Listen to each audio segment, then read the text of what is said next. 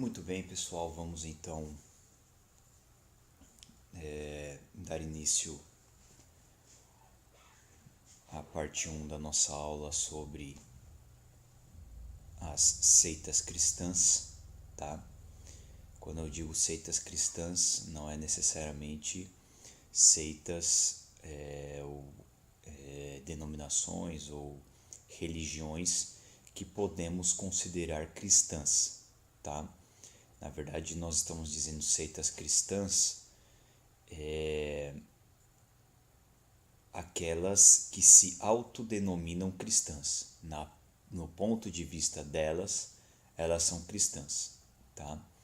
Então, com base nisso, é que nós estamos dizendo que aqui temos seitas cristãs, tá?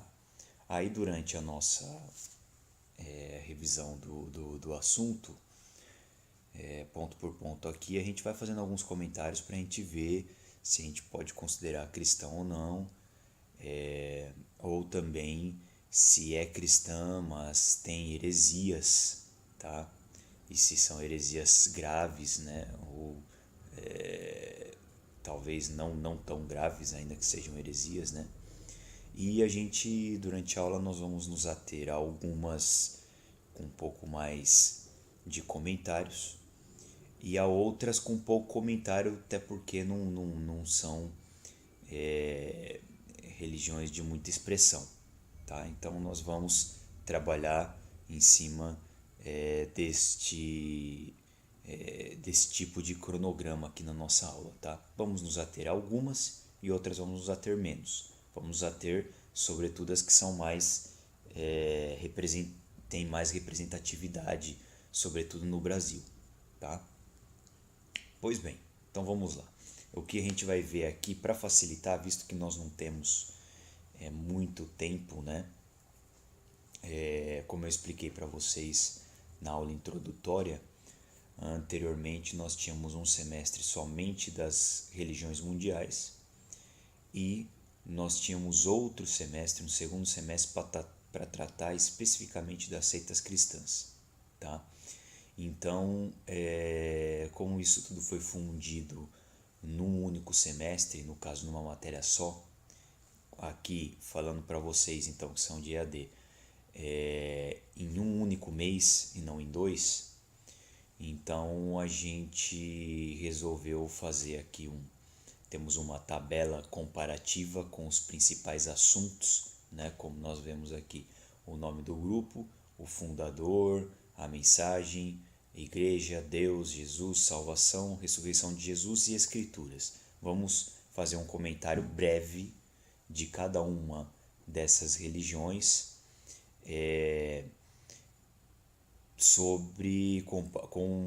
com base nesses aspectos somente, tá? E de forma bastante rasa, de fato, porque nós não temos tempo suficiente para detalharmos uma por uma, tá? Então, vocês vão ter mais detalhes de cada uma dessas religiões nas leituras que foram na bibliografia do curso, né?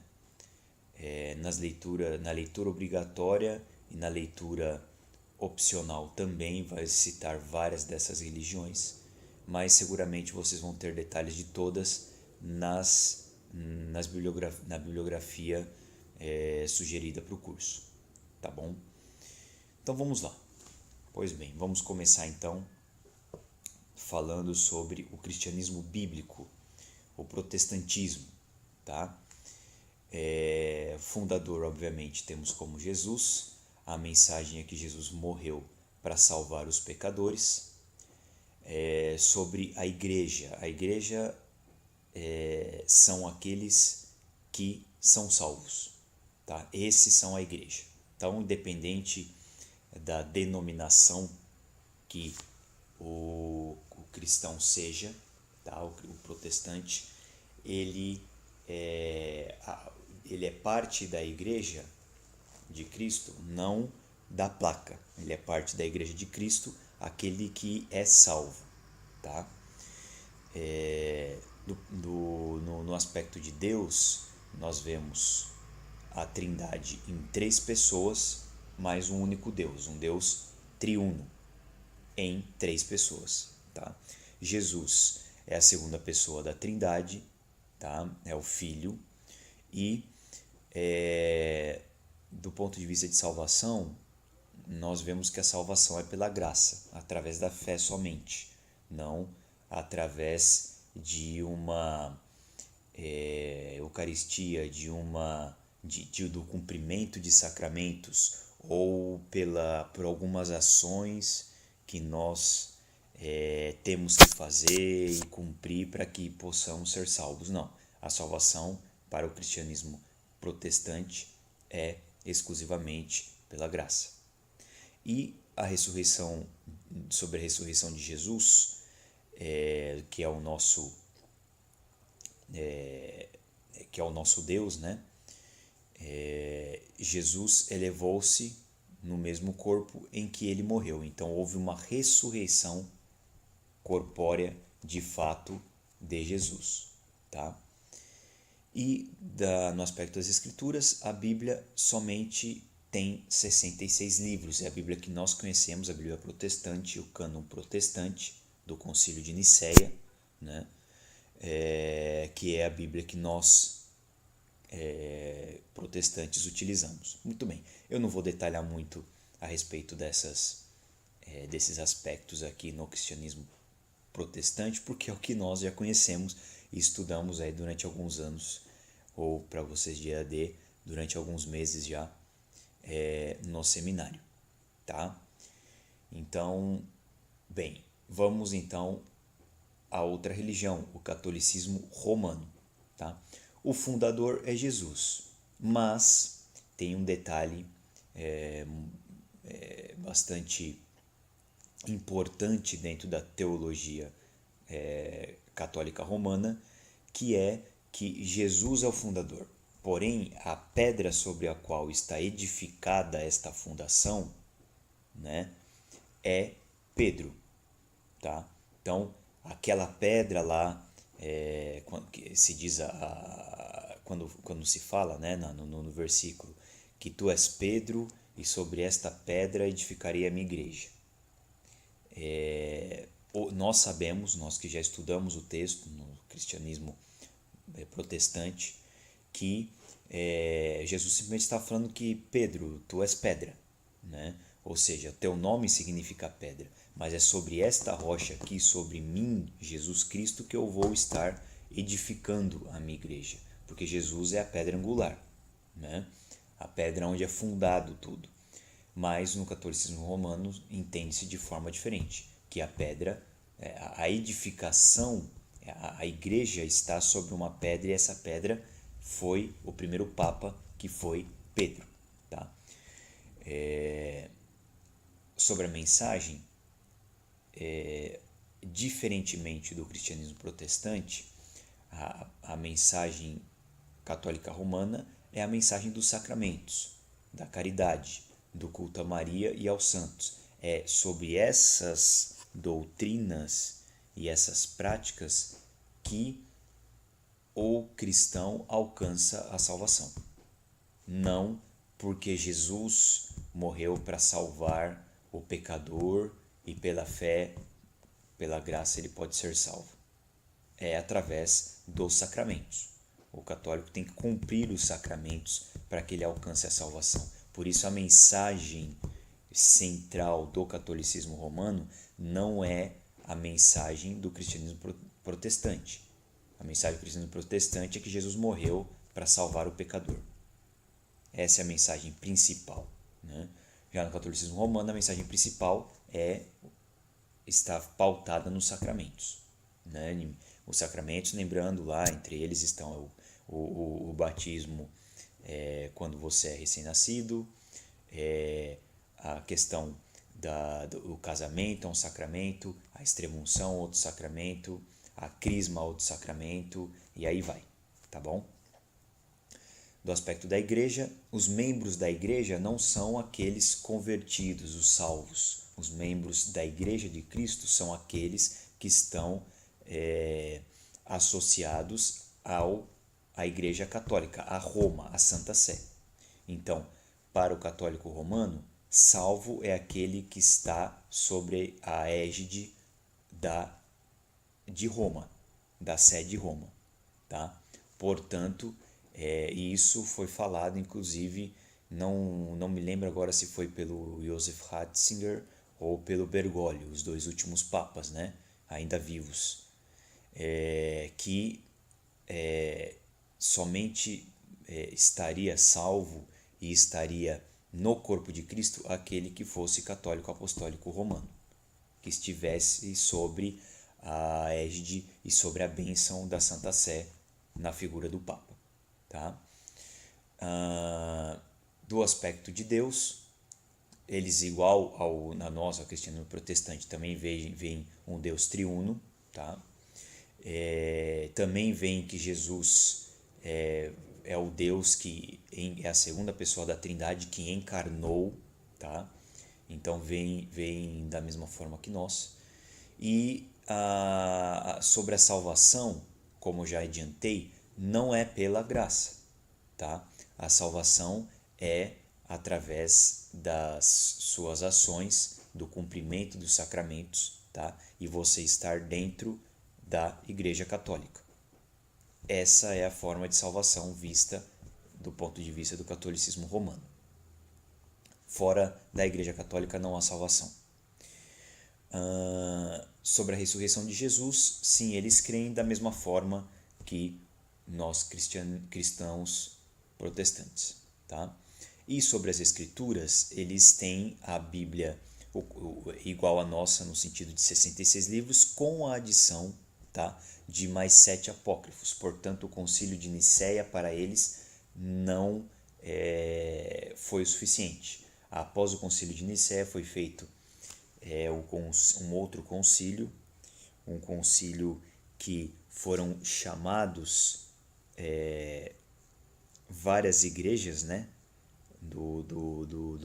da época dos primeiros séculos. Eu não me lembro exatamente onde está Trento, acho que foi 500 e pouco depois de Cristo, mas aonde foi que na verdade só participaram bispos e teólogos que estavam ligados à sede de Roma. Então foi praticamente um concílio romano. Neste concílio, eles inclusive, em Trento, eles agregaram esses 7 livros apócrifos. E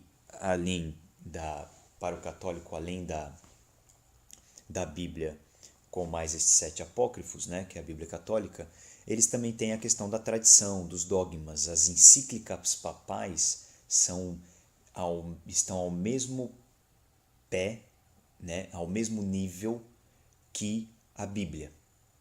Tá? Então, uma encíclica papal que é colocada ao povo, ela tem, na verdade, na prática, ela tem mais peso, tá? Inclusive do que a Bíblia. Porque a encíclica são determinações papais, onde o Papa já fez a revisão bíblica a respeito do assunto e ele já está interpretando e passando como deve ser na prática para o povo. Tá? Bom, com isso nós vimos aí esses aspectos do catolicismo romano. Temos aí outras denominações cristãs, já de menos expressão, obviamente, que o protestantismo e o catolicismo romano, mas vamos a elas. Tá? Então temos a LBV, a Legião da Boa Vontade, foi fundada por Alziro Zarur, isso em 1949, e a mensagem é que, assim como Jesus, todos poderão alcançar a perfeição após muitas reencarnações. Então, eles são espíritas, né? Com alguns aspectos aí diferentes de outros espiritismos, como o que nós conhecemos aí, o africano, o kardecismo, enfim, mas eles são espíritas como base de qualquer religião espírita é através da reencarnação que você vai se aperfeiçoando e aí você alcança, obviamente, a perfeição após muitas reencarnações, você ir limpando a sua alma, né? A igreja, todos são cristãos, independente da religião. basta que você creia que Cristo existiu e na mensagem básica de Cristo, né, sobre a caridade, este tipo de coisa, que você é cristão, tá? Você faz parte da Igreja de Cristo. Do aspecto de Deus, Deus é impessoal, então eles não veem Deus como uma trindade. O Deus, no ponto de vista desta denominação, desta religião, ele é muito próximo ao que se entende no hinduísmo, onde Deus não é uma pessoa, e sim, digamos, Deus é o universo, se a gente pode simplificar, tá? Jesus não é Deus para eles, e ele nem teve corpo humano, inclusive. Foi um corpo nem humano e nem totalmente espiritual, que veio à Terra e ensinou a vontade de Deus, se assim podemos dizer, à humanidade. Tá? Sobre salvação, é através da caridade e das reencarnações sucessivas, tá? Como qualquer religião espírita. A ressurreição de Jesus, obviamente, não houve, porque não tinha corpo, né? Então não tem por que ter ressurreição. Então não é o relato que tem-se de Jesus bíblico para eles é válido, mas não na sua não por completo. A questão do nascimento, a questão da morte, a questão da ressurreição, isso não tem significado algum para a LBV. E as escrituras são os livros da LBV, não é a Bíblia, que é a escritura sagrada desta religião. Muito bem, dando seguimento, o Espiritismo Kardecista, fundado pelo Dr. Rivail, que nós conhecemos mais como Allan Kardec. Tá? A mensagem, igual que a LBV, assim como Jesus, todos poderão alcançar a perfeição após muitas reencarnações. Então é pela sequência das reencarnações que a pessoa pode alcançar a perfeição, tá? E alcançando a perfeição, ela se une à igreja, ou no caso, né, não à igreja, ao povo de fato perfeito, que está no paraíso, tá? Sobre Deus também eles vêm de uma forma impessoal, tá? Não existe trindade, não existe um Deus pessoal, não. Deus, e também igual às religiões espíritas, né?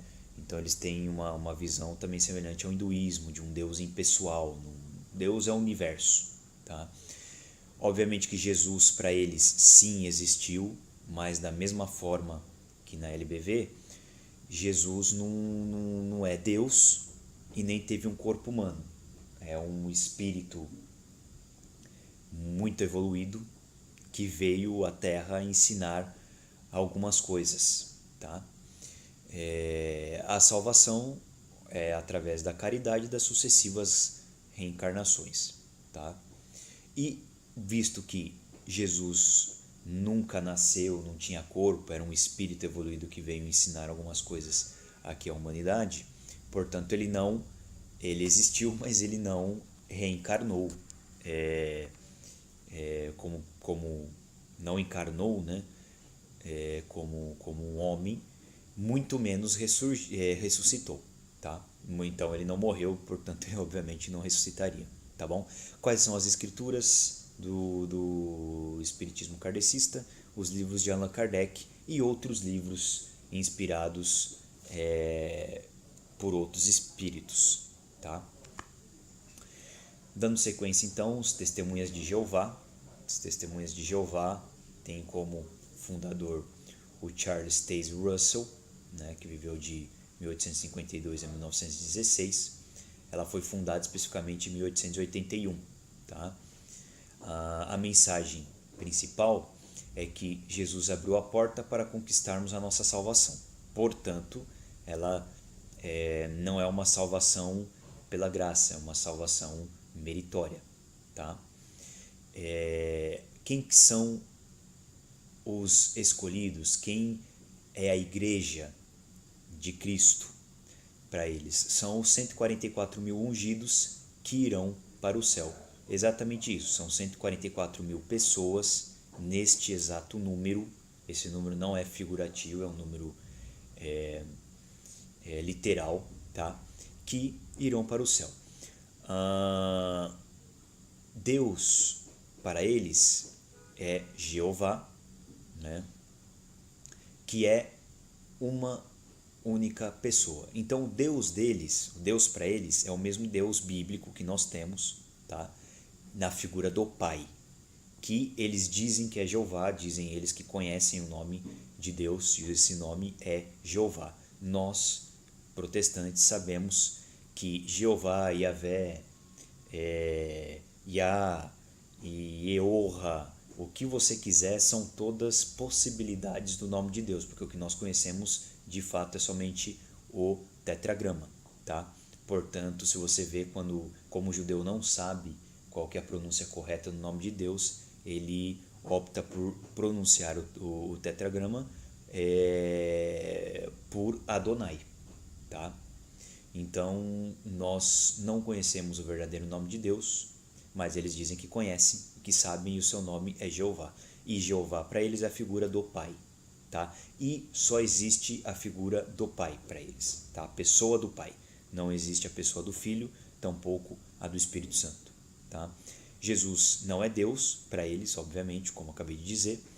Ele é o arcanjo Miguel, a primeira e única criatura de Jeová, tá?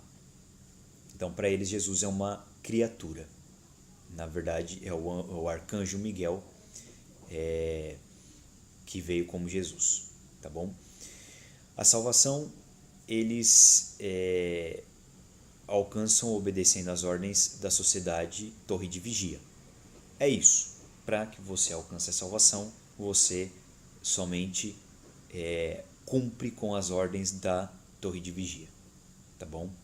Portanto, é totalmente, estritamente meritória. Não houve ressurreição de Jesus, obviamente, tá?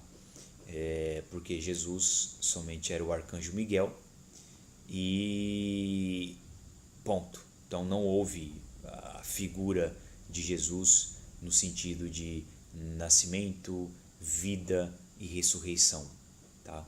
Que nós cremos. As Escrituras, a Bíblia deles é a tradução do Novo Mundo, mais literatura dos líderes, tá? Então é uma Bíblia muito semelhante à nossa, com os livros muito semelhantes aos nossos, mas eles têm várias inserções e exclusões da Bíblia que nós conhecemos, porque eles têm a tradução própria da Bíblia protestante. Eles fizeram uma tradução própria, onde há várias inserções e várias exclusões, tá? Então não podemos considerar que é o mesmo cânon, ainda que tenham os nomes iguais, esse tipo de coisa, não é o mesmo cânon que o nosso, tá? E também as literaturas dos líderes que vêm lá da Torre de Vigia são de extrema importância para eles, tá? Muito bem. Vamos encerrar a primeira parte da nossa aula sobre as religiões, as seitas cristãs por aqui, e nós faremos então uma segunda parte terminando este assunto, ok? Então, até lá.